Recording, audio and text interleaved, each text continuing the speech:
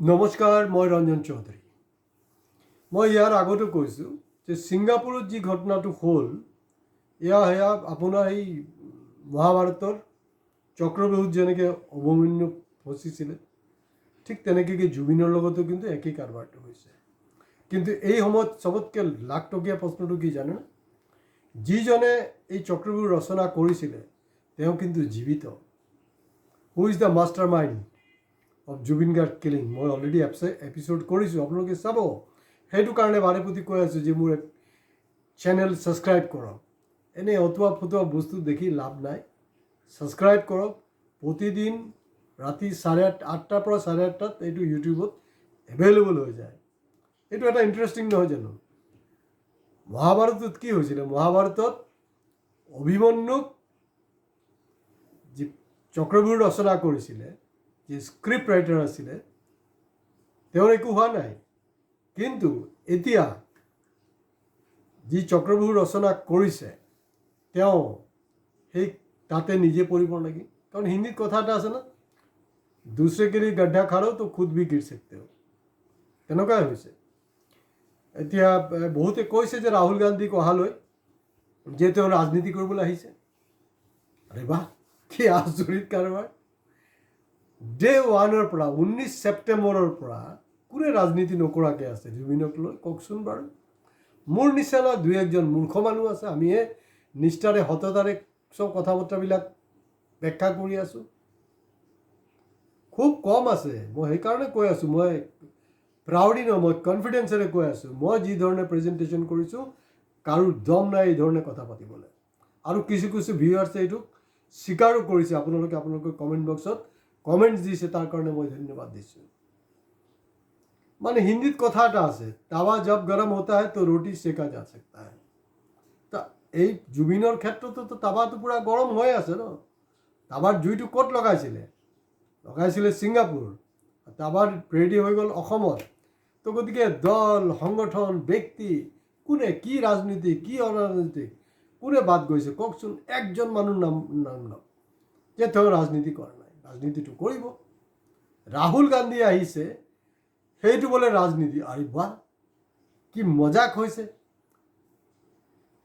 কিৰণ ৰিজিজু যেতিয়া আহিলে এইটো ৰাজনীতি নহয়। তাৰপিছত আৰু কোন আহিলে? সেইটো অৰিজিনেলি হেৰি আছিলে, মধ্যপ্ৰদেশৰ নেতা কিবা সিন্ধিয়া আহিলে, এইটোও ৰাজনীতি নহয়। যোৰহাটবাসীয়ে বিচাৰিছিলে যে যোৰহাটত সমাধিস্থল হওক, সেইটো গুৱাহাটীত জবৰদস্তি কৰা হ'ল চোৰাপুৰত, সেইটো কি ৰাজনীতি নহয়? ভণ্ড অনুৰাগী কোনে সৃষ্টি কৰিলে, সেইটো কি ৰাজনীতি নহয়? তো গতিকে ৰাজনীতিটো কণ্টিনিউৱাছলি চলি আছে। আৰু ৰাহুল গান্ধী ডাঙৰীয়া ইয়াত ৰাজনীতি কৰিবলৈ অহা নাই। তেওঁৰ এইটো নেচাৰ। এইটো জুবিন বুলি নহয়, জুবিনৰ প্ৰতি এটা হেৰি থাকিব, সেইটো বেলেগ। কাৰণ তেওঁ কিন্তু মানে তেলিয়ামি পচন্দ নকৰে। ৰাহুল গান্ধী সম্পৰ্কে মই এটা কৈছোঁ, মোদী আৰু ৰাহুলৰ ডিফাৰেঞ্চটো কি? মোদীয়ে তেলিয়ামিটো পচন্দ কৰে, ৰাহুল গান্ধী কিন্তু তেলিয়ামি পচন্দ নকৰে। যিবিলাক কংগ্ৰেছী মানুহে খাৰাংখাচ কথা পাতে তেওঁলোকে কিন্তু এই মানুহবিলাকৰ ওপৰত ৰাহুলৰ চকু থাকে আৰু তেওঁলোককে ভাল পায়। সেইটো কাৰণে কংগ্ৰেছত বহুত যি চেঞ্জ হৈ আছে নহয়, যোৱা 2024 মানে ডাবল স্ক'ৰ, মানে 100% যি স্ক'ৰ বঢ়াই দিলে, 100% গ্ৰ'থ হ'ল পাৰ্লামেণ্ট ইলেকশ্যনত। সেইটোৱে কাৰণ সেইটো হ'ল কি ৰাহুলৰ চিন্তা শক্তি। তেওঁ এতিয়া পাপু হৈ থকা নাই। কাৰণ তেখেতে কৈছিলে বিজেপিৰ প্ৰব্লেমটো ক'ত, সনাতনীবিলাকৰ প্ৰব্লেমবিলাক ক'ত, RSSৰ প্ৰব্লেম ক'ত? যে তেখেত জুবিনে কৈছিলে মোৰ কোনো ধৰ্ম নাই, মোৰ কোনো জাতি নাই, মই মুক্ত, মই কমিউনিষ্ট। তেওঁৰ আদৰ্শ কোন আছিলে? চে গুয়েভাৰা। তো এই কথাখিনি RSS, বিজেপি, সনাতনী ভণ্ডখিনিৰ কি পচন্দ হ'ব জানো? কেতিয়াও পচন্দ নহয়। ডায়েৰিয়া হৈ যাব, লুজ মোশ্যন হৈ থাকিব। ইলেক্ট্ৰল পাউডাৰ লৈ আছে তাহাঁতি। কেনেকৈ চামুলিব? চেলাইন লৈ আছে, একফালে চেলাইন লৈছে, একফালে ইলেক্ট্ৰল পাউডাৰ লৈছে। ইমান পিছল পায়খানা হৈ আছে তাহাঁতৰ, উপায় নাই তাহাঁতৰ। এইবিলাক কথা কিন্তু ৰাহুল গান্ধীয়ে ভাল পায়। কিন্তু ইয়াত দেখা গৈছে এই দুটা আহিলে কাম নাই। আৰু মোদীতকৈও যে ডাঙৰ, অৰ্থাৎ যে মোদীৰ যে ট্ৰাম্প কাৰ্ড, ছুপাৰ মোদীৰ যিজন বছ গৌতম আদানী, গৌতম আদানীও তো আহি গ'ল। তো সেইটো কি ৰাজনীতি নাছিলে নেকি? 10,000 বিঘা অসমৰ তেওঁৰ জমি সুৰক্ষিত কৰাৰ কাৰণে, অসমৰ মানুহক বুৰ্বক বনাবলৈ বা জুবিনৰ ভাষাত, মোৰ ভাষাত চুতীয়া বনাবলৈ তেওঁ আহিছিলে। ইয়াৰ আগত কি আছে? জুবিনৰ দৰেতো আৰু চেলিব্ৰিটি ঢুকাইছে, ক'ত গৈছিলে নেকি? কাৰণ তাত জমি হৰপ কৰিব পৰা নাই। অসমত 10,000 বিঘা জমি হৰপ কৰিছে আদানীয়ে, আৰু অহা দিনত আৰু কিবা কিবি হ'বলৈ আছে সেইটোৰ সুৰক্ষাৰ কাৰণে। যি নহওক মই ধন্যবাদ জনাইছোঁ অসমৰ যুৱ প্ৰজন্মক, তেওঁলোকে সেই ৰাজনীতিটো বুজি পাইছে।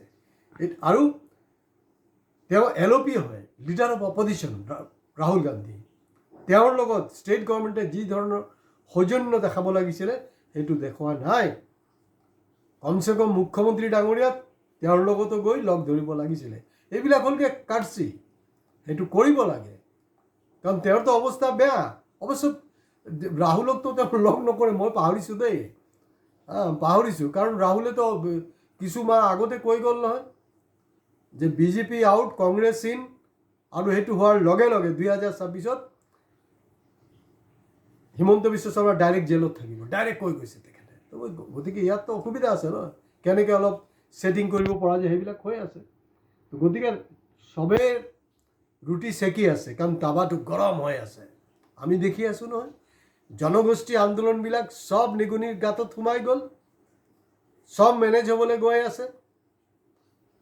গতিকে সেইবিলাক মোৰ মুখখন মেলি দিবলৈ আপোনালোকে বাধ্য নকৰিব। মোৰ মুখখন বেয়া, কিন্তু নহ'লে আৰু বহুত কিবা কিবি কৈ দিম। ইমান দিন আপোনালোকৰ মনত পৰা নাই যে ৰাজনীতি কৰিবলৈ আহিছে। ৰাহুল গান্ধী আহি পোৱাৰ লগে লগে ৰাজনীতি, আছুকে ধৰি কোন এটা সংগঠন নাম কওকচোন আপোনালোকে, কমেণ্ট বক্সত যদি হিম্মত থাকে। চবে ৰাজনীতি কৰি আছে। কেইজন মানুহে আছে যে সঁচাকৈ ন্যায় বিচাৰি আছে। আৰু মই এইখিনিতে আজিৰ এপিছডত মই আগতীয়াকৈ এটা জাননী আপোনালোকক দি আছোঁ, আপোনালোকে সজাগ হ'বলৈ।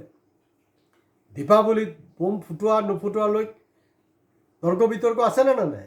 আছে। অলৰেডি BJPৰ MLA, MP, মিনিষ্টাৰবিলাকে গাঁৱে ভূঞে RSSৰ যোগেদি, BJPৰ কেডাৰৰ যোগেদি আপোনাৰ আতিশবাজিৰ সব ছাপ্লাইবিলাক কিন্তু বোম চোম ফুটোৱাৰ ব্যৱস্থা কৰি দিছে। চাব, আপোনালোকে ঘণ্টা ৰখাব নোৱাৰিব।